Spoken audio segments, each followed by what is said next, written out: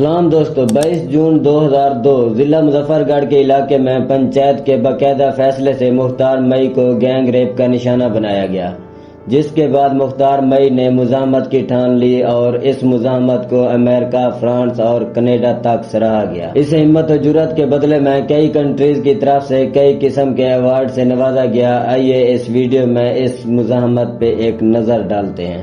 वडेरा जो था ना, मुझे आज ही उसका मंजर याद है। ऐसे उसने 2 तकिए रखे हुए थे, ऐसे हाथ ऐसे नहीं हटाया, कहते ये लड़की आगे जो कुछ करना है कर लो। मुख्तार मई 1972 को जिला मुजफ्फरगढ़ के इलाके मीरवाला में पैदा हुई। जिला मुजफ्फरगढ़ वैसे ही पसमानदा इलाका है, लेकिन मीरवाला सबसे ज्यादा पसमानदा इलाका है जिला मुजफ्फरगढ़ का। आज से 50 साल पीछे चलकर देखें तो पढ़े लिखे अफराद की देहात में इतनी कमी थी जितनी आजकल डॉलर की कमी है पाकिस्तान में, और फीमेल तो हरूफ तहज्जी तक नहीं पढ़ सकती थी। उस माहौल में बड़ी होने वाली मुख्तार मई भी अनपढ़ ही थी। एक आम नैरेटिव यही है कि पढ़ी लिखी लड़कियां ही अपना हक मांगती हैं, बाकी अनपढ़ जो लड़कियां हैं वो इसी वजह से एहसास कमतरी की शिकार हैं और ज्यादातर इस एहसास कमतरी के तले दब जाती हैं। वो सोचती हैं कि आवाज उठाने के लिए ग्रेजुएटेड होना लाजमी है। उनके लिए मुख्तार मई एक आसरा तो है ही और मोटिवेशन भी है। जून 2002 को मुख्तार मई के 12 साल भाई पे नाइबर कबीला मस्तोवी ने इल्जाम लगाया कि शकूर का सलमा नसीन नामी लड़की के साथ अफेयर है, जिस बुनियाद पे शकूर को अगवा किया गया और तशद्दुद के साथ साथ जिनसी ज्यादती भी की गई। शकूर के घर वालों ने पुलिस को रिपोर्ट किया। जब पुलिस मौके वारदात पे पहुंची तो मस्तोवी कबीला ने शकूर और सलमा नसीम को एक कमरे में बंद किया हुआ था। मस्तोवी कबीला ने इल्जाम लगाया कि शकूर ने उनकी जवान साल लड़की को हरासा किया और ज्यादती करने की कोशिश की, जिसके बाद हमने उनको कमरे में बंद कर दिया और शकूर के घर वालों ने जिनसी ज्यादती और अगवा का पर्चा कराया, जिसके बाद शकूर को भी और मस्तोवी कबीला के कुछ लोगों को भी जेल हो गई। काफी अरसा ट्रायल चलने के बाद शकूर तो रिहा हो गया, लेकिन शकूर को ज्यादती का निशाना बनाने वालों को 5 साल की सजा सुना दी गई। लेकिन देहातों में ज्यादातर फैसले पंचायत में किए जाते हैं, तो ये फैसला भी पंचायत में ही होना था। जिरगा बिठाया गया जिसमें एक सजेशन दी गई कि शकूर की शादी सलमा नसीन से की जाए और मुख्तार मई की शादी किसी मस्तोवी लड़के से की जाए, लेकिन गाँव वाले इस फैसले पे राजी नहीं हुए। मस्तोवी कबीला के लोगों ने मुतालबा किया कि रेप का बदला रेप से लिया जाए। इन दोनों कबीले के दरमियान कई झगड़े हो चुके थे। बलोच ट्राइब का एक असूल है कि जिरगे में अगर कोई औरत आ जाए और मुदई के पैरों में आकर दुपट्टा रख दे तो जितनी बड़ी गलती हो माफी मिल जाती है, और मुदई अपने हाथों से दुपट्टा उस औरत के सर पे रख देता है और उसे रवाना करता है। इन दोनों कबीले के जिरगों में कई ऐसे वाकयात हो चुके थे। कई दफा ऐसा हुआ था औरत चल कर आई और दुपट्टा ऐसे पैरों में रखी और माफी मिल गई। इस दफा भी ऐसे ही कहा गया कि मुख्तार मई जिरगे में आकर अपने भाई की हुई गलती की माफी मांगे, और सभी ने यही सोचा कि माजी की तरह इस दफा भी फैसला हो जाएगा, लेकिन किसी ने ये ना सोचा कि इस दफा ये सब बदनीयती पे मबनी है। जो ही मुख्तार मई जिरगे में पेश हुई, सरदार ने कहा कि लो औरत आ गई है, जो करना है करो। तो मुख्तार मई को घसीट कर एक कमरे में ले जाया गया जहाँ पे 4 बंदों ने रेप किया और 10 बंदे देखने वाले थे। पुराने दौर को देखा जाए तो गैरत के नाम पे कत्ल के साथ साथ कई दफा ऐसी ज्यादतियां भी की जाती रही है, और अक्सर औकात ज्यादती का निशाना बनने वाली लड़की खुदकशी कर लेती थी। इस दफा भी यही सोचा कि मुख्तार मई भी खुदकशी कर लेंगी। मुख्तार मई कहती हैं कि उसने भी खुदकशी के बारे में सोचा, लेकिन घर वालों ने खुदकशी करने न दिया, तो मरने के लिए एक और रास्ता भी मौजूद था। दुश्मन कबीले ने धमकी दे रखी थी कि अगर पुलिस कार्रवाई की गई तो हम मुख्तार मई को कत्ल कर देंगे। हमारे खिलाफ कहीं इसने बयान दिया था, हम लोग इसको कत्ल कर देंगे।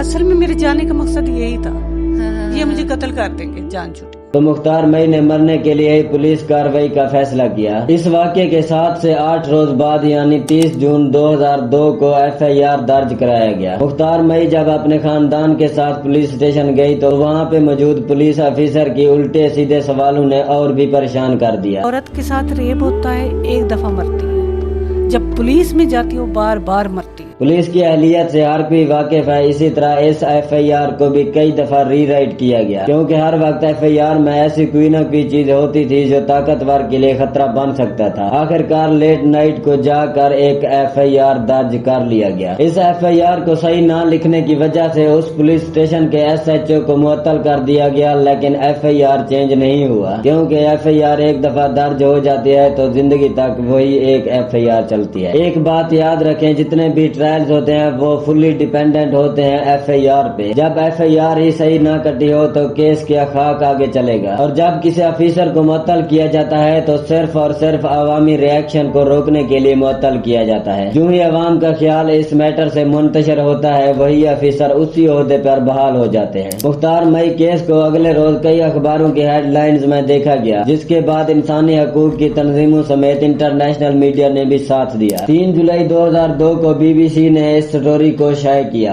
15 جولائی 2002 کو ٹائم میگزین نے بھی اس سٹوری کو شائع کیا۔ 31 اگست 2002 کو ڈیرہ غازی خان کے انسداد دہشت گردی کی عدالت نے 6 ملزموں کو سزائے موت اور 8 کو بری کر دیا۔ 3 ستمبر 2002 کو مختار مئی اور حکومت کی جانب سے 8 ملزموں کی بریت کے فیصلے کے خلاف Lahore high court Multan bench میں اپیل کی گئی۔ 3 مارچ 2005 کو ہائی کورٹ نے خصوصی عدالت کا فیصلہ کالعدم قرار دیا۔ 6 میں سے 5 ملزموں کو بری کر دیا اور چھٹے ملزم عبدالخالق کی سزائے موت کو عمر قید میں تبدیل کر دیا۔ 11 مارچ 2005 کو شریعت کورٹ نے لاہور ہائی کورٹ کا فیصلہ معطل کر دیا اور مقدمہ خود سننے کا اعلان کیا، لیکن یہ نوبت نہ آ سکی کیونکہ سپریم کورٹ نے کہا شریعت کورٹ ہائی کورٹ کے فیصلے کو اوور رول نہیں کر سکتا۔ 14 مارچ کو سپریم کورٹ نے شریعت کورٹ کے فیصلے کو معطل کرتے ہوئے ہائی کورٹ کے فیصلے کو بحال کر دیا۔ مزید کہا کہ سپریم کورٹ اس اپیل کی سماعت خود کرے گی۔ 15 مارچ کو سپریم کورٹ نے 4 ملزموں کو بری کر دیا اور 2 دن بعد 5ویں ملزم کو بھی آزادی مل گئی۔ 17 مارچ 2005 کو مختار مئی نے صدر پاکستان سے بری ہونے والے ملزموں کی گرفتاری کی اپیل کی۔ 18 مارچ کو رہا ہونے والے 5 ملزموں سمیت 13 افراد کو گرفتار کر لیا گیا۔ ان 13 افراد میں وہ 8 افراد بھی شامل تھے جو خصوصی عدالت نے بری کر دیے تھے۔ 28 جون 2005 کو سپریم کورٹ نے 5 ملزموں کی سزا معطل کر دیا۔ 27 جنوری 2011 کو سپریم کورٹ نے مختار مئی کیس کا فیصلہ محفوظ کر لیا۔ اس کیس کا خاطر خواہ نتیجہ نہیں نکلا۔ ایویڈنسز کی عدم موجودگی کی وجہ سے صرف ایک ملزم کو عمر قید کی سزا ہوئی، باقی سب کے سب رہا ہو گئے۔ اس فیصلے سے پاکستانی عوام کے ساتھ ساتھ پوری دنیا نے مایوسی کا اظہار کیا۔ اس کیس کے دوران اس وقت کے حکومت کی طرف سے ایک عجیب حکمت عملی اپنائی گئی۔ ایک طرف تو 5 جولائی 2002 کو اس وقت کے ویمنز ڈیولپمنٹ منسٹر عطیہ عنایت اللہ کی طرف سے امداد کی مد میں 5 لاکھ روپے دیے گئے، دوسری طرف 10 جون 2005 کو مختار مئی کا نام ECL یعنی بلیک لسٹ میں ڈال دیا گیا کیونکہ وہ جلد ہی ایمنسٹی انٹرنیشنل کی دعوت پہ لندن جا رہی تھی۔ اس وقت کے صدر اور آرمی چیف پرویز مشرف کو ڈر تھا کہ اگر مختار مئی ملک سے باہر چلی گئی تو یہ پاکستان کے لیے بہت بڑی بدنامی کا باعث ہوگی۔ اس وقت تو پرویز مشرف نیوزی لینڈ اور آسٹریلیا کے دورے پہ تھے، لیکن انہوں نے بعد میں یہ بات کا اعتراف کیا تھا کہ انہوں نے خود یہ بلیک لسٹ کیا تھا، اور ساتھ میں یہ بھی کہا کہ امریکہ نہ جانا مختار مئی کا پرسنل فیصلہ تھا، لیکن یہ مشرف نے جھوٹ بولا تھا کیونکہ مختار مئی کو امریکہ جانے سے روکنے میں بھی حکومت ہی کا ہاتھ تھا۔ اس وقت کے پرائم منسٹر شوکت عزیز نے منت سماجت کر کے انہیں امریکہ جانے سے روکا تھا، اور ساتھ یہ بھی کہا تھا کہ تم یہ بہانہ بنانا کہ میری امی بیمار ہے جس کی وجہ سے میں امریکہ نہیں جا رہی۔ مشرف نے ایک اور عجیب بات کی تھی کہ ایسی لڑکیاں خود ریپ کرواتی ہیں تاکہ وہ کینیڈا یا یورپ جا سکیں۔ 12 جون 2005 کو مختار مئی اور ان کے خاندان کو لاہور لایا گیا۔ بظاہر یہ مقصد تھا کہ ان کے جان کو خطرہ ہے وہاں پہ، اس لیے انہیں لاہور لایا جا رہا ہے، لیکن اس کے پیچھے بھی حکومت کے کچھ مفادات تھے۔ وہ چاہتے تھے کہ مختار مئی کو نظر بند کیا جائے اور اس کو کسی سے رابطہ نہ کرنے دیا جائے۔ لاہور میں ان کی ملاقات صوبائی اسمبلی ممبر شگفتہ انور سے ہوئی۔ 13 جون 2005 کو انہیں CM ہاؤس لاہور میں کھانے کی دعوت دی گئی، جس کے بعد وہ اسلام آباد کے لیے نکلے۔ اسلام آباد میں ان کی ملاقات مشیر صدر نیلوفر بختیار سے ہوئی۔ ان ملاقاتوں کے بارے میں آسمان جہانگیر کہتی ہیں کہ مختار مئی کو بری طرح سے ڈانٹا گیا کیونکہ مشرف ان سے کافی سخت ناراض تھے۔ 27 جون 2005 کو انہیں اپنا پاسپورٹ واپس کر دیا گیا اور مشرف نے اپنے پرسنل بلاگ پہ کہا تھا کہ مختار مئی آزاد ہے، اس کی مرضی جہاں جائے، جو کہے اور جس سے ملے۔ ایسی کیسز میں تھریٹ ایک عام بات ہے۔ دشمن کی طرف سے تو کئی تھریٹ ملے، لیکن حکومتی نمائندوں کی طرف سے بھی کافی حد تک تھریٹ کیا گیا۔ 8 اپریل 2007 کو نیو یارک ٹائمز نے رپورٹ کیا کہ مختار مئی کو دشمن کے ساتھ ساتھ حکومت سے بھی خطرہ ہے۔ 11 دسمبر 2008 کو اس وقت کے وزیر دفاع سردار عبدالقیوم نے ان کے انکل غلام حسین کو تحصیل جتوئی میں اپنی جگہ پہ بلا کر کہا تھا کہ کیس واپس لے لو ورنہ سپریم کورٹ کا فیصلہ آپ کے حق میں آنے نہیں دیں گے۔ یہ یقین کیا جاتا ہے کہ مستوی برادری کافی سیاسی سیاسی اثر و رسوخ رکھتی تھی، جس کی وجہ سے وہ کافی حد تک اثر انداز بھی ہوئے کیس پہ۔ 11 جون 2009 کو مختار مئی ویمن ویلفیئر آرگنائزیشن کے خیراتی اداروں سمیت پورے علاقے کی بجلی کاٹ دی گئی۔ MMWWO کے امپلائی کا کہنا تھا کہ میپکو کے عملے میں سے ایک شخص نے کہا تھا کہ ہم سردار عبدالقیوم کے کہنے پہ یہ بجلی کاٹ رہے ہیں۔ کچھ دنوں کے بعد باقی علاقے کی بجلی بحال کر دی گئی، لیکن MMWWO کے خیراتی اداروں میں دیر تک بجلی کٹی رہی۔ مختار مئی نے جس جرأت و ہمت کا مظاہرہ کیا، اس کے بدلے میں کئی کنٹریز نے اس کو کئی ریوارڈ سے نوازا۔ 2 اگست 2005 کو حکومت پاکستان نے مختار مئی کی بہادری اور جرأت کی وجہ سے فاطمہ جناح گولڈ میڈل سے نوازا۔ 2 نومبر 2005 کو US میگزین گلیمر نے مختار مئی کو ویمن آف دی ایئر نامزد کیا۔ 12 جنوری 2006 کو مختار مئی کی آپ بیتی فرانس میں ڈس ہانری کے ٹائٹل سے شائع ہوئی۔ 16 جنوری کو ڈس ہانری کتاب کی تقریب رونمائی میں فرانس گئی، جہاں پہ فرانس کے فارن منسٹر نے خود انہیں ریسیو کیا۔ 2